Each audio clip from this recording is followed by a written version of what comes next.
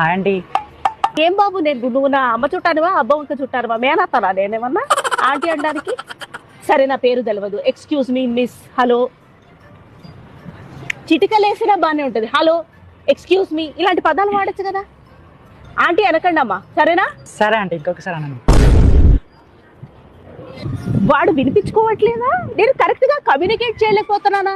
కడుపుకు అన్నం తింటున్నావా ఆంటీని తింటున్నావా నాకు అర్థం కాదు. మా హస్బెండ్ ఇలా పుల్లలా ఉంటాడండి. మా హస్బెండ్ కి నాకు పుట్టిన సంతానమే కదా వీడు.